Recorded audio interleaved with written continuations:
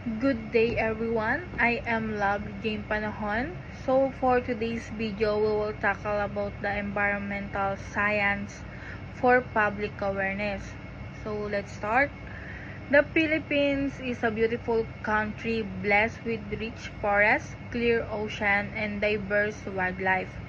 These natural resources are not part of our environment, but they are also part of our lives and culture. But today, our country is facing a serious challenge, climate change. Climate change is affecting our weather, our ecosystem, and the safety of many communities. Stronger storm, rising sea levels, and environmental damage are becoming more common. As a Filipino, protecting our environment is not only responsibilities, it is an act of love for our country and for our future generation. Climate change refers to the long-term changes in the Earth's temperature and climate patterns. Scientists explain that human activities such as burning fossil fuel, cutting down forests, and industrial population release greenhouse gases into the atmosphere. These gases trap heat from the sun, causing global temperature to rise. As the planet warms, weather patterns change, storm becomes stronger, rainfall becomes more unpredictable, and drought become more severe.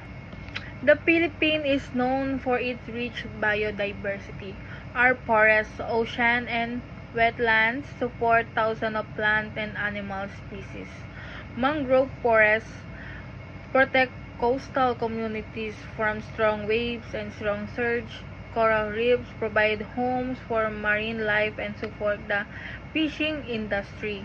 The country is also part of the Coral Triangle, one of the most biologically diverse marine areas in the world.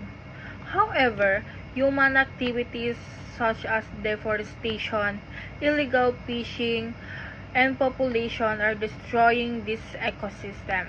When ecosystems are damaged, nature loses its balance.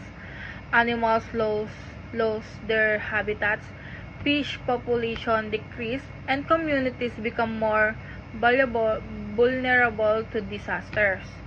Protecting ecosystem is not only about protecting nature. It is about protecting human life. One of the most visible impact of climate change in the Philippines is an increase in stronger and more destructive typhoons. Every year, the country experiences many tropical storms. However, climate change has made this storm more intense. One tragic example is Typhoon Yolanda, one of the strongest storms ever recorded. It caused massive destruction and affected millions of people. Aside from the typhoon, the Philippines also experienced severe flooding, landslide in mountain areas, rising sea level, and coastal erosion. Many communities live near the ocean, so rising sea level threaten home, farmland, and freshwater supplies. Farmers are also affected by irregular rainfall, making it harder to grow crops and support their families. These environmental changes remind us that climate change is not just an environmental issue, it is a human issue. Population also plays a major role in environmental damage. Air pollution from vehicles and factories release harmful gases that contribute to global warming. Plastic waste often ends up in rivers and oceans, harming marine animals and destroying ecosystem. Improper waste disposal also block drainage system, making flooding worse during heavy rains. Reducing population is one of the most important steps we can take to protect our environment.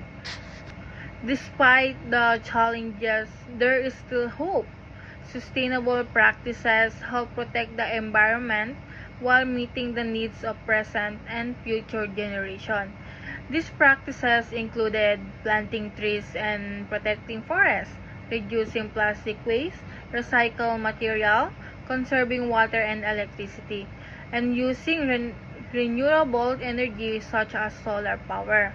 Every small action can make a difference. When communities work together, we can protect our nature resources and reduce environmental damage. Climate change is one of the greatest challenges of our time, especially for the Philippines. Stronger storm, flooding, rising sea levels, and environmental damage remind us that the health of our planet is closely connected to our own life. But if we protect our ecosystem, reduce population, and practice sustainability, we can build a safer and healthier world. Caring for the earth is more than an environmental duty. It is an act of love for our country, our communities, and the generation that will come after us, because the earth is not only our home, it is our responsibility. So that's all for the today's video. Thank you for watching. Bye.